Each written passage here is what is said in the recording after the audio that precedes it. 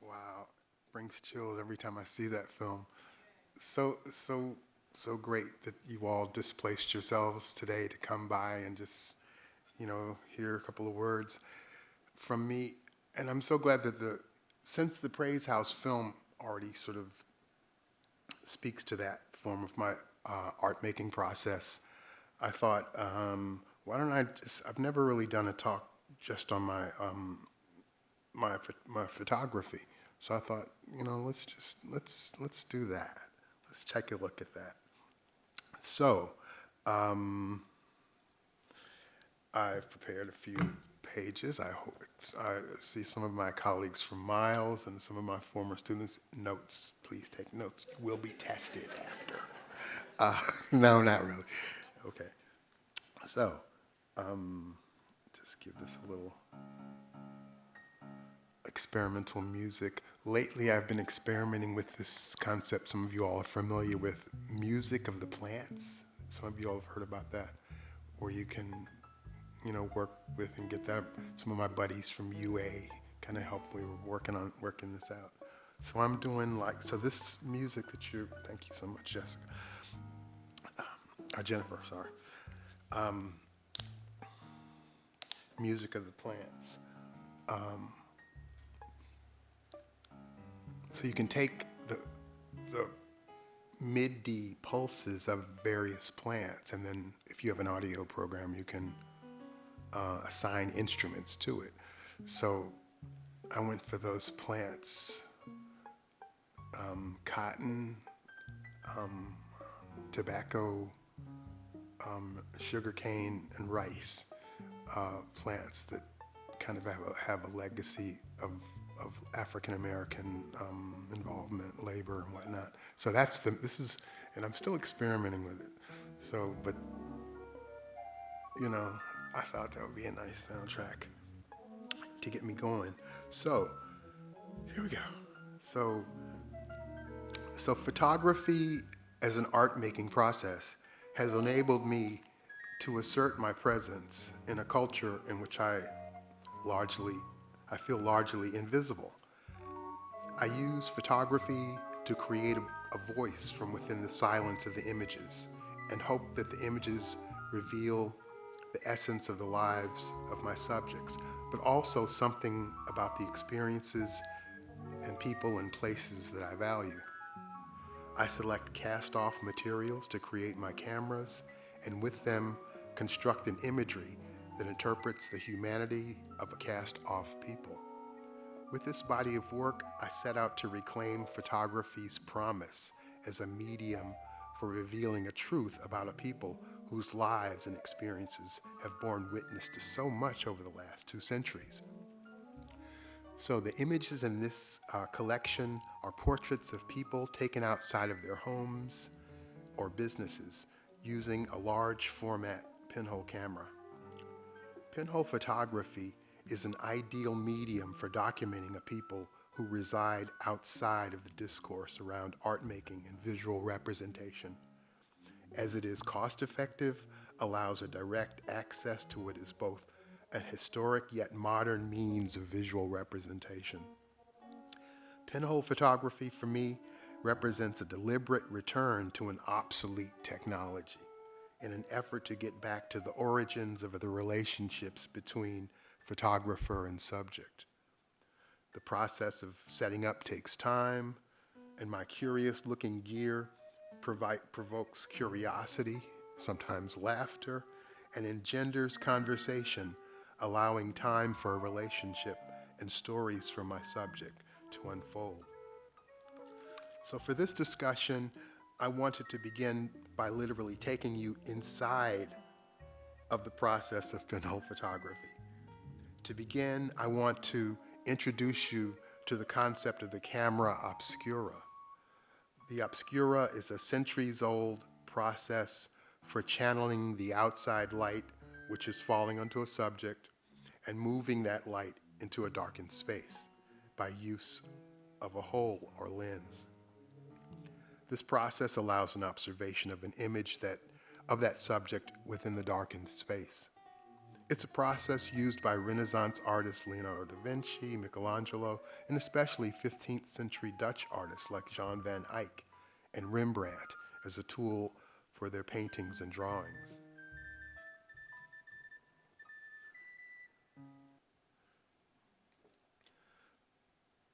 Some camera obscuras were made as box-shaped rooms that could be transported to various locations that the artist wanted to sketch: landscapes, seascapes, persons, and other sites.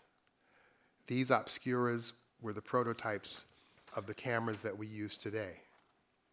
So you have a darkened box, a hole or a lens that allowed light to enter onto a wall opposite the lens, which is an inverted exact replica of an image of the subject placed in front of the lens where it's projected.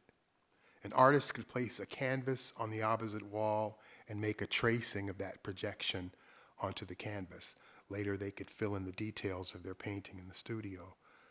The tracing and sketching onto the canvas or paper were the only means of recording what the camera obscura was capturing. The invention of film was not yet established till the mid-1840s. So on the grounds of the Wallace Plantation in Harpersville, Alabama, stands one of the original buildings there, the Root Cellar, the John Mallory House. During my research and construction phases for the Bearing Witness Praise House Sun Shadow Sculptures, I would walk past it frequently and wondered about the possibilities of transforming it into a walk-in camera obscura, an idea that I always wanted to try, and here was my opportunity. So my steps after entering the room were to block out all streams of light entering the small house. There was only the door and the window that allowed light to enter the room. Next, I set up a large poster-sized white cardboard paper, clamping it to some light stands, which I set at about 4 or 5 feet from the front of the window. Then I covered the window with black tar paper, which I taped and pinned to the window frame. Then I had to use what was in the room to support the weight and height for positioning this World War II airplane lens on a stand near the center of the window. Then I cut a hole through the tar paper so that the lens would be poking through, and covered the edges so that no light leaked in around the lens setup. Then, when I closed the outside door and shut the room was completely dark. I could see an image. It was an upside-down, detailed image of the lawn in front of the house. Looking at the upside-down image, I could clearly see the fence, which was about 50 to 75 yards away. I had to adjust the cardboard light stand back and forth until I got it as sharply focused as I could get it. This is a video clip of that projection. I inverted it just so it would be easier to take a look at it.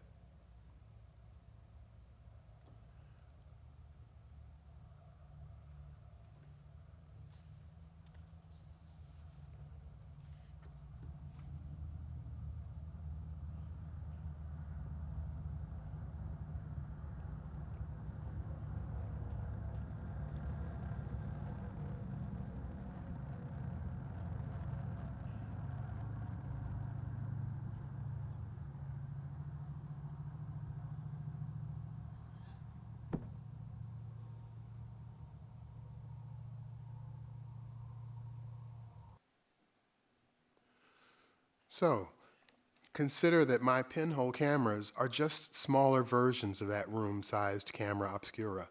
They are darkened boxes that allow a shaft of light through a pinhole poked into a small square of metal.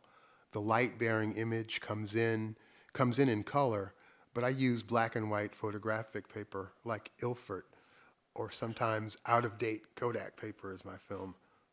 And because the film comes in a variety of sizes, I can use or build a pinhole camera to fit the film size. Imagine creating a film negative that can be 8.5 by 11 inches, 11 by 14 inches, 16 by 20 inches or larger, a negative that large.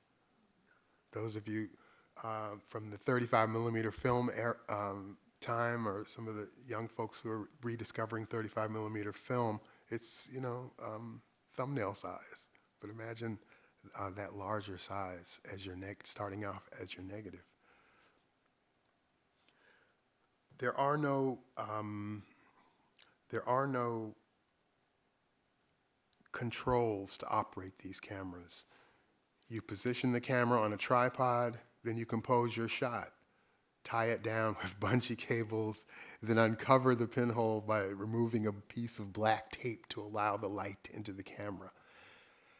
This chart is my guide for determining the exposure times, which is based on what worked last time with that camera and the outdoor lighting conditions.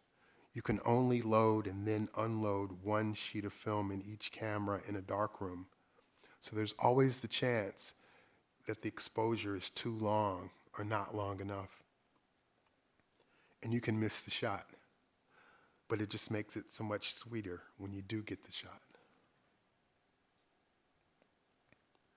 So this is a group of images from the series A Second of Your Time, which was shown at Prospect 1.5 back in 2010 in New Orleans. And these are, some of these images are of people who live in the community around Miles College. There's Miss Boglin. She was a quilt maker with her quilt and her collard green tree. Oopsie. Miss Boglin. There's this store that I used to pass on the way driving into Miles, near Lawson State area. Beautiful yellow store. I returned to this site so many times. I just really loved that particular building. There's I call it Miss Janie with her gun.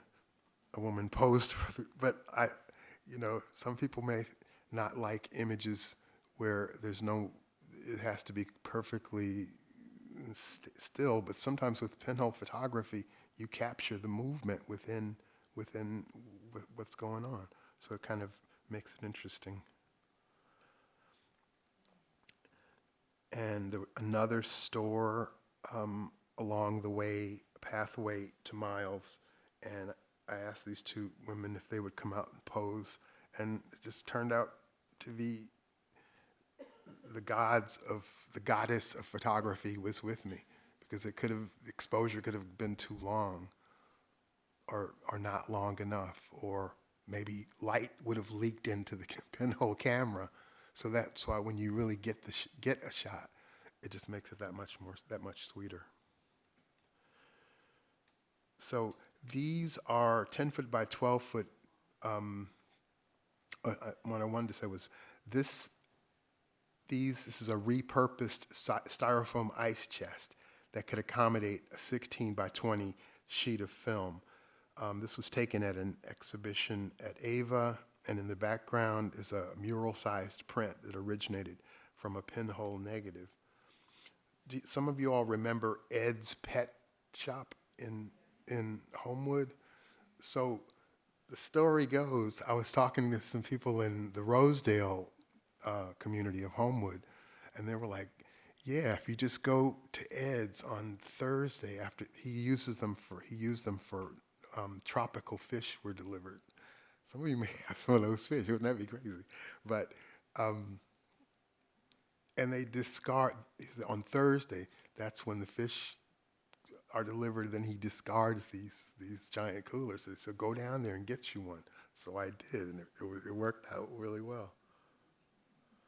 So, and here's just a little bit of on location. I often use my iPhone to capture the scene, but it's the pinhole camera that tells the story of this barbershop. And here you can see that grocery store. There are some of my cast iron sculptures. This is, this is from an installation at the Coleman Center for the Arts over there out in York, Alabama. If anybody's driving out to York anytime, and it's on a Saturday, let me ride with you so I can go get some of those pigtails that they sell only there.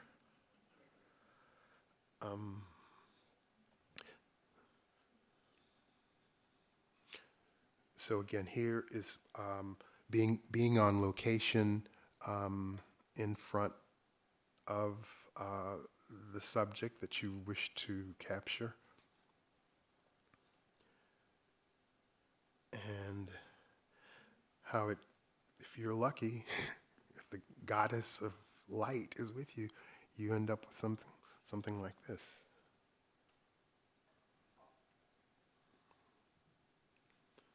So in order to enhance the image viewing experience, I recorded the sounds from the inside of the barbershop, which I made available via QR code on the wall text label in the gallery, with the addition of an audio track related to the image. So let's see if this can get this to go. Radio out there. I was talking about the old radio out here. What's going on, bro? Right in here, high truck. Yeah. Up there, lady. Yeah. All right, there you go.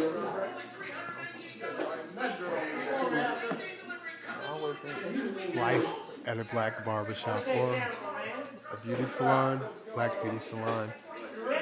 There's more than hair being cut.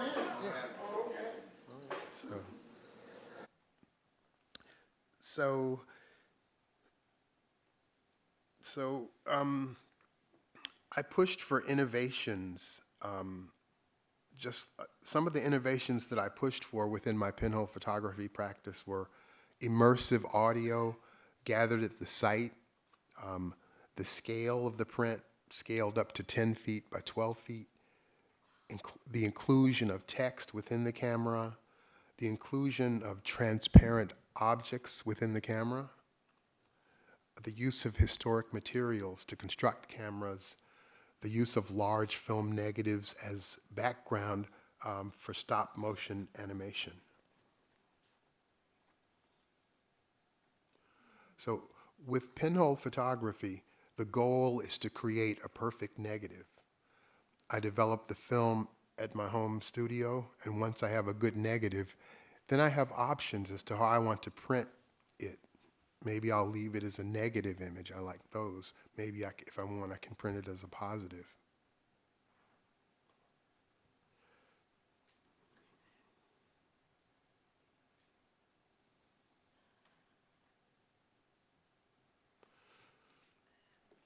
Oftentimes, I thought I should have separated these two. These are two different photos, but I just kind of, they ended up wedged together. But I began to experiment with if I can find old letters, perhaps from your, you know how you all have treasured letters from in your family archives. So what if you could find letters like that you sort of know came from African American sources? Then you can, there's a way to make those make them transparencies and then work those within the camera. Then the goddess of light really needs to be on your side to allow that layer of text to flow onto this image that you hope for. My goodness. So using archival letters from African American sources, I convert them onto the transparency film, then use that to create a text layer atop the image.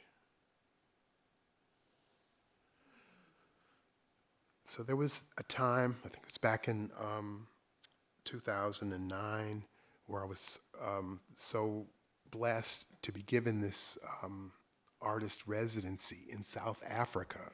I mean, oh my God. I mean, you know, yes. I still don't know how I got on that plane. But me, you know how you go, me? Just get on, this is your ticket, get on. So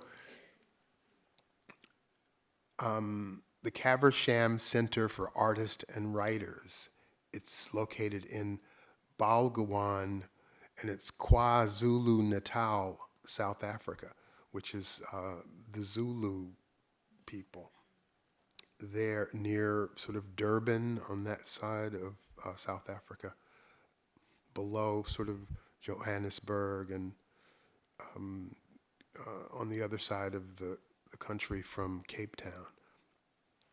So it was just so beautiful to be there. But our challenge was, it's the Caversham Center for Artists and Writers. And so we were brought as artists, and there were some poets and writers together, and we were there for about 3.5 weeks, including, and so we had workshops every day for the first week, and the challenge was, when we left there, we were going to leave with prints, like you see in the background there. And this was my first experience with printmaking, and I was like, oh my God, what am I going to do? But and plus the first week was used just getting to know each other and having these like morning meetings, including, I'm just now thinking about it now, we had a day of silence. No talking. I mean, if you see someone, I think you can nod. No no communication. I still remember that. That was just one of the, I guess, bonding things that we did while there. But, I went and I said, let me just try. I had planned to do some pinhole photography there as just a way to, I wasn't sure. It was really one of my first residencies, so I thought if I could bring some photo paper, because I thought, oh, they're in South Africa, they're not going to have stuff there. Boy, was I surprised. They had a full dark room. They had everything. But Malcolm Christian was the founder of that. He and his wife found this little church in Balgawan, and they converted it into a printmaking studio. He was retired from teaching at University of Witwatersrand there, so he had a dream of opening up his own print workshop. So it was very successful, and he just eventually retired and shut it down, but they still live there. So, from our residency there, we were working on bringing our ideas and techniques and translating them in the form of printmaking. So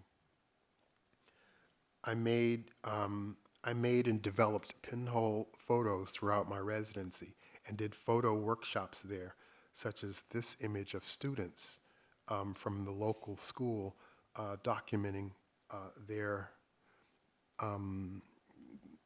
sort of village area. And there was a time when I was developing some photographs in someone's old garage, and candlelight will work because it's for light-sensitive qualities, but it almost felt, because of the context of that situation, that I was at this altar. It was just very special to be there, and the images did come out. And this is just after the negative that the students created later. Photoshop was used to just to add color to the black and white image, so that was kind of nice. So there I was with the pinhole camera, running around trying to figure out how will I make that transition from photography into printmaking. And so Malcolm was so helpful, because he looked at what I was doing and noticed that sort of line on the horizon. And then later, that line was incorporated as part of these works that I ended up making. I think one of the things, and I don't know, I'm going to just keep track of my time. I'm almost there. There was a series that I did when I first moved to Birmingham like around, I don't know, 2005 or so, there was this African American church in Avondale that was burned down.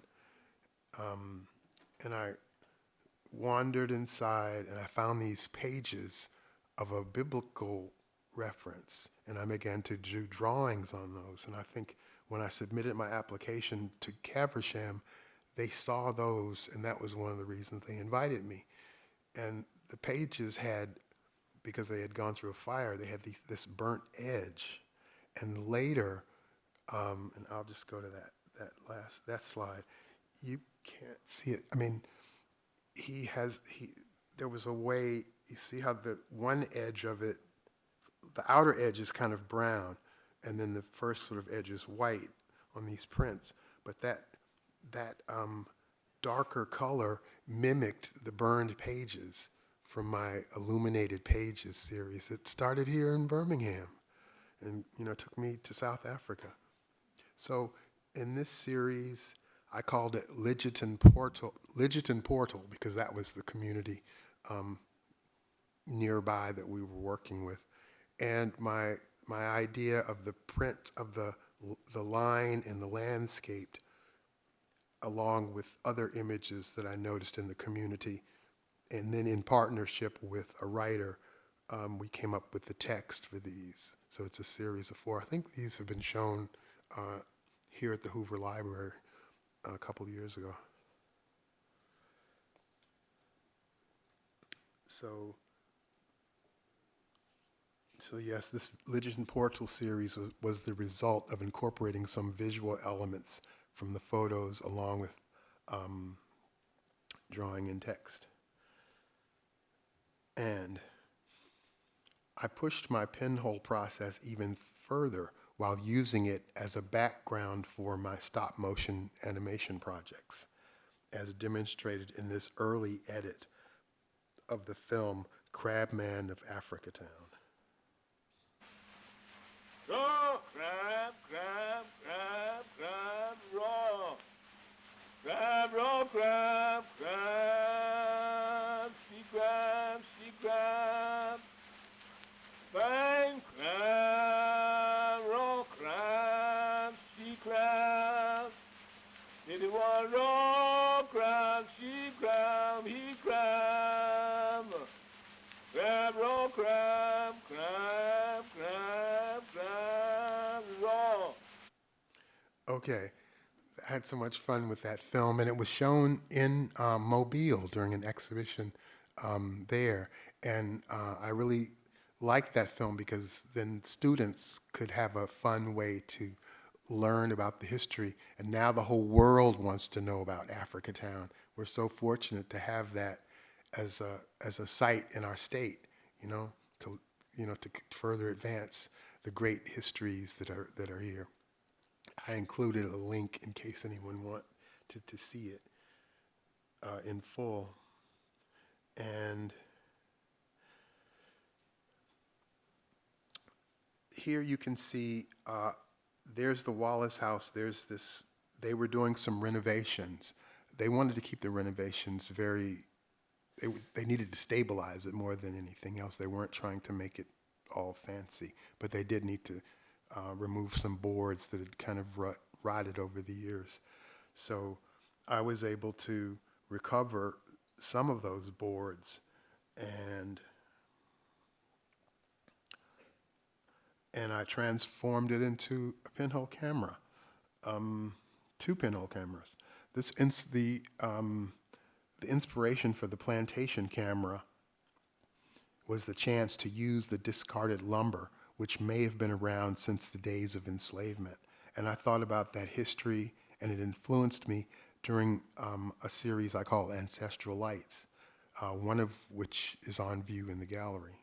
So here's the box, and there's sort of a drill and a piece of metal there on the right, and I'll just pierce it and have my pinhole light to come in and out.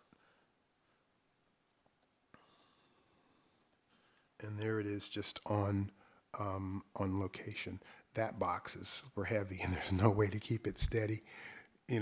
Camera exposures can be average about 23 seconds, 21 seconds. So that box weighs about, 20-something pounds. So there's no way you can keep it steady. So that just a stand or a tripod is in use.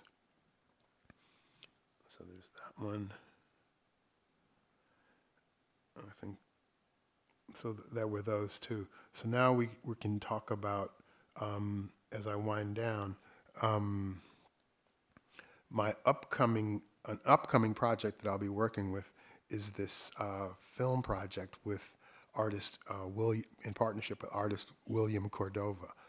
So our plan is to film it in the Tuscaloosa area, the Black Belt area there, Bolagie, York, down in Greensboro, down in there. And it's going to concern a guy who looks all wild, not too wild, but on a bicycle that's adorned with like 30 mirrors and an antenna. And what else does it have on it? So I'll be driving through the countryside pedaling my way through the countryside to take pinhole photographs. But then later, we find out that the images, I thought I was taking a picture of the landscape, but actually once I develop it, it turns out that there's something more that I ended up capturing, and it's the ancient civilizations that used to be at those sites. So I'm excited about that. And just a few kind of preview-ish images. The other thing I would like to say about that is that some of you all are familiar with that classic film called La Jetée that's filmed with still motion. So you take just camera stills and then later assemble them into a film back on a copy stand and then add narration. So it's going to be very interesting and very exciting. So just a few, that's sort of the bike. And this was just being back out at Harpersville just before the cotton harvest out there. I wanted that as a background. Some experimental imagery out at the mounds in Moundville. And there's this, in York, an artist did this diving board in honor of, there was a time in York where the people, in order to avoid integrating the swimming pool, they filled it in with dirt so that all of us couldn't swim together. So an artist placed that there, so that'll be one of our location sites. Okay, coming full circle. Here are these last two pictures. Coming full circle, these are pinhole pictures from the Downtown Learning Center kind of high school that I attended in Atlanta 54 years ago. It's where I learned about pinhole photography, and I never let it go. Imagine a truck that still delivered ice. I mean, and then sitting there long enough for me to go up into the school, prepare the camera, and then come downstairs and still catch it before the ice melted or before the truck took off. So this is the last shot for today. It's what is it, a cobblestone street there in downtown Atlanta with a Volkswagen perched there. So I thank you for your attendance at this exhibition. And here's a few additional resources. Thank you all so much.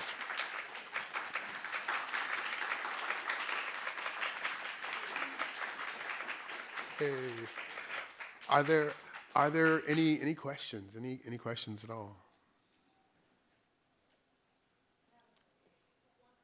Okay. Yes. Hey. I'm Jasmine Baldwin, and you're exceptional. Hey, Jasmine. I have two questions actually.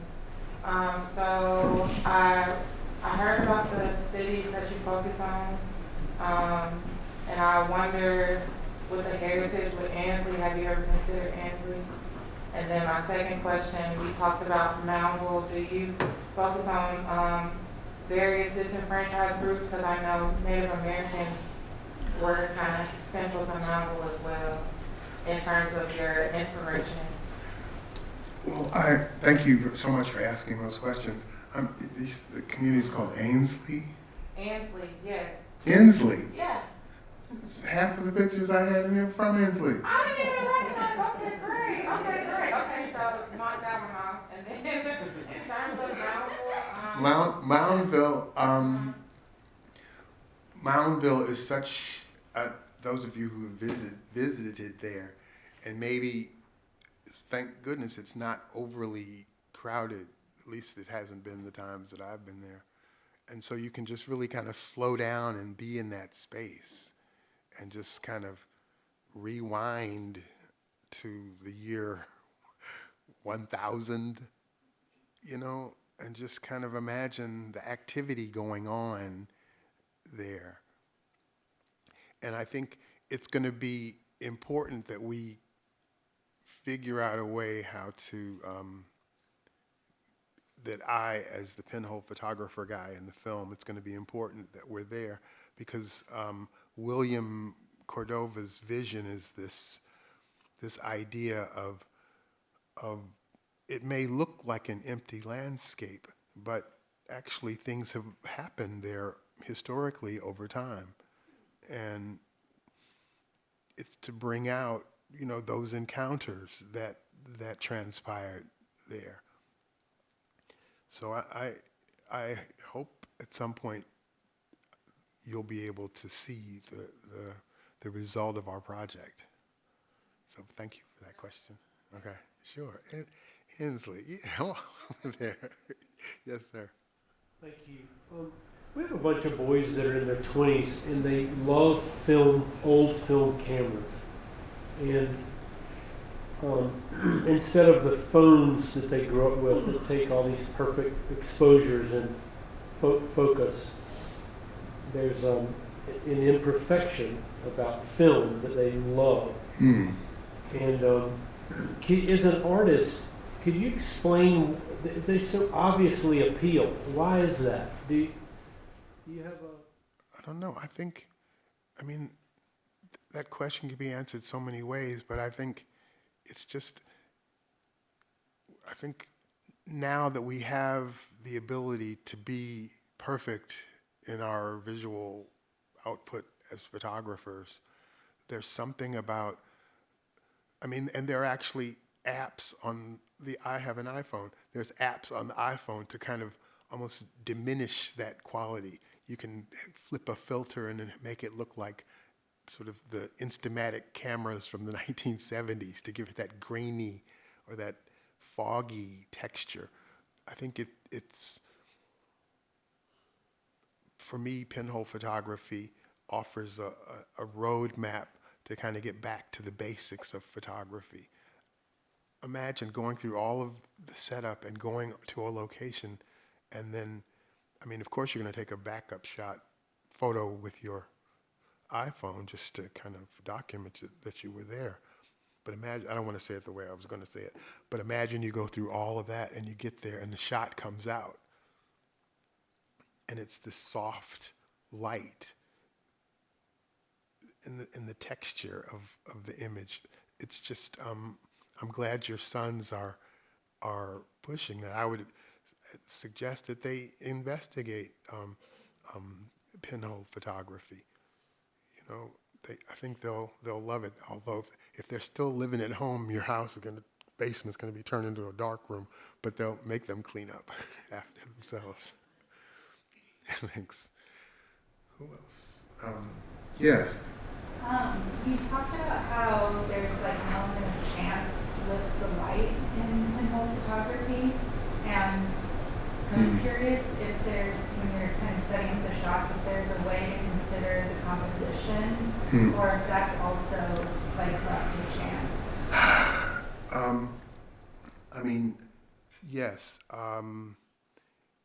It's kind of, you just sort of like, if I'm trying to take a picture, I've got this pinhole camera, and I'm taking a picture of you. Is that the wrong, is that the wrong way? Or is that too far that way? Is that too high? You know where I'm going? Is that too low? So it's that sweet spot right in there. That's your composition. And then composition, your time based on if that's camera 2, and the lighting, we're outside, the lighting feels like it's just about right. I almost look at the back of my hand. If the sun is falling on my palm, then I know that that's the direction of the sun that I want to work with on you. So it's kind of, you know, these controls, they're not really there, but you just kind of feel with it. You're just very natural in with this process. I just love it so much. I hope I answered your question. Yeah. Well, I'll get to, yeah, okay. I'm not an artist, I can draw stick people, but my granddaughter, who is, will be 11 this year, she can draw very well, she draws characters, she draws scenes, she likes graphic novels, and animation, she can also, write poetry and everything. At her age, now with this tracking, kids have to select tracks, for whatever area it is they want to go to. What do you suggest for someone who's an artist starting out who wants to, that's what she wants to do in her mind, right? Well, I mean, animation is one of those things she'll say, okay, I have animation, like she wants to animate her character. Not being an artist, most of us are like in the health field, right? Public service or something like that. How can we help her? you're so fortunate to be in the audience with Lydia, who is the arts educator at the Birmingham Museum of Art. You all should exchange contact information. She goes there for the summer Summer camp. So you're okay. So just it's a slow and steady road, but we have all of our lives to figure it out, So you're on the right track. Yes. I want to thank you. What a beautiful gift. I feel like I didn't know that was gonna. I didn't know it was gonna happen. I just thought, oh, Tony Bingham, I've got to be here. I didn't know it was going to happen either. I did all of this. Oh my goodness, this is really, really amazing experience. But I'm sitting with a little bit of, I don't know if dissonance is the right word. The documentary was so poignant. It was very visceral. It was just an experience that left me with chills as well. You said that every time when you watch it, you get chills. And then the second part with the pinhole photography was really really technical for me.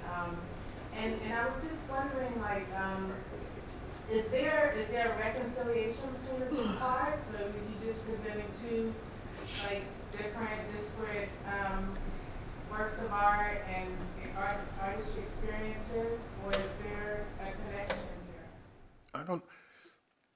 I mean, even the image behind this is a picture of the Praise House taken by a pinhole camera.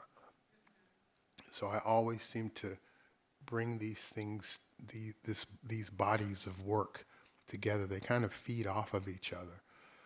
And I mean, a pinhole camera is, at the end of the day, it's a box painted black on the outside and the inside, a hole cut in the bottom of the box, a piece of metal, and a hole poked in through it with a sewing needle covered up with a piece of electrician's tape. It's not, I don't think that it's all of that And you can, at the end of the day, I was developing film in South Africa, you know, with a candlelight. So it's the most basic to me, not to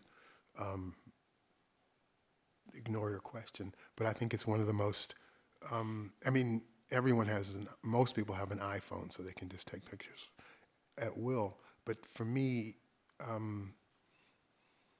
I like the challenges of sort of non-equipment to try to make my images, because it's sort of proven me out.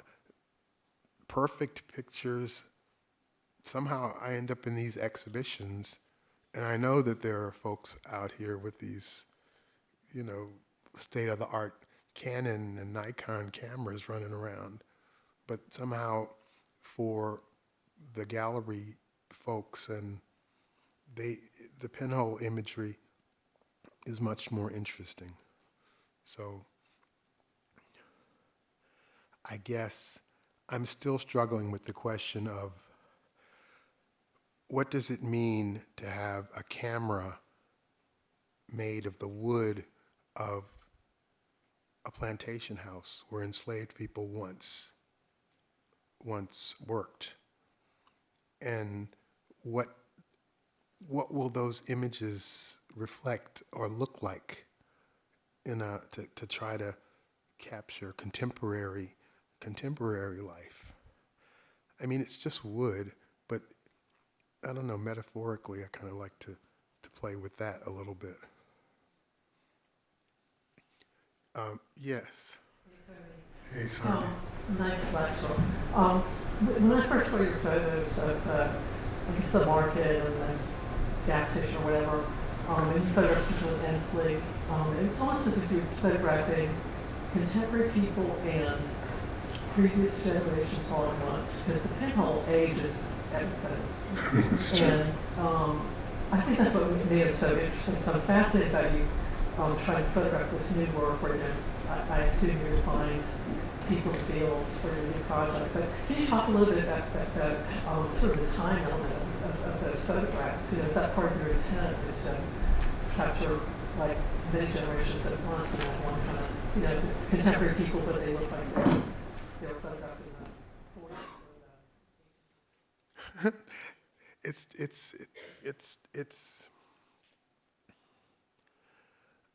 I don't know.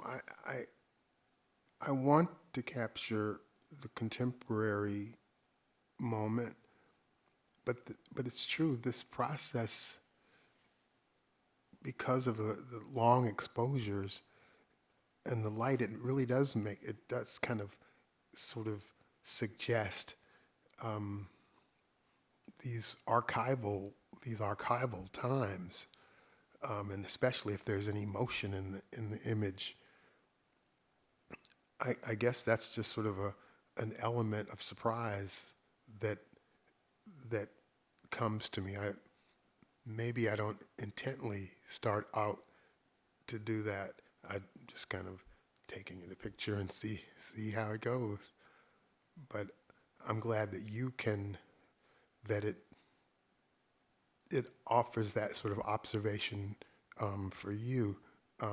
That's something. Thank you for saying that, because that's something I hadn't considered. But I'm going to look at it now. I'm surprised that I didn't put my. There's an image, but it's out there. The Ancestral Lights series. Those are some interesting works where, with a box camera, those plantation cameras that are of that size, you can actually put objects, broken pieces of glass, things that light can pass through, inside of the box, and then allow the light to enter and pass through. Those were like 35-minute exposures. So I just like the flexibility that you have with this obsolete technology to come up with this image. All of that was completely experimental. There's no guidebook as to how to do that. All of this stuff is happening in Hoover, you know, in our neighborhood, in our community. I need to add that. Where's my time person? There's all kinds of food and stuff outside that I'm keeping you all from. Maybe a question or two more so we can go and have great, delicious food. Yes? I have a very quick question. In this age of information where you can find the answer to most of your questions on the internet, what is the role of archivists and griots and storytellers?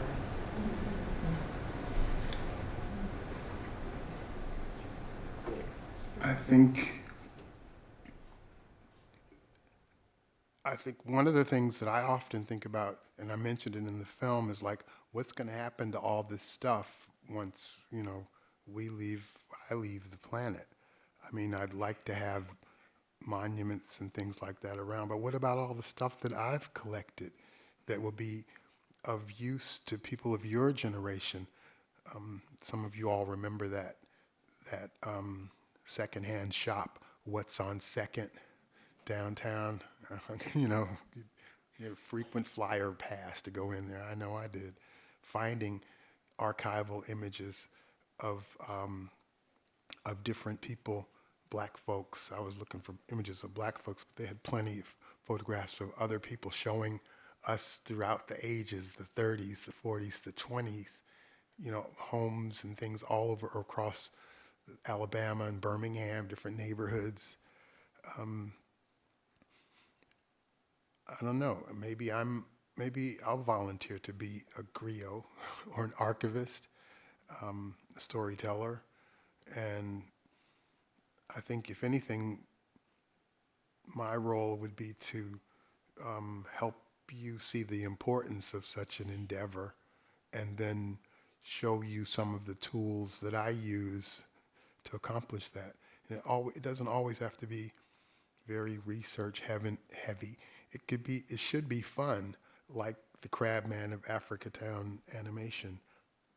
A fun way to use very user-friendly materials. Wouldn't you say a discarded magazine and a pair of scissors is user-friendly for your creativity budget?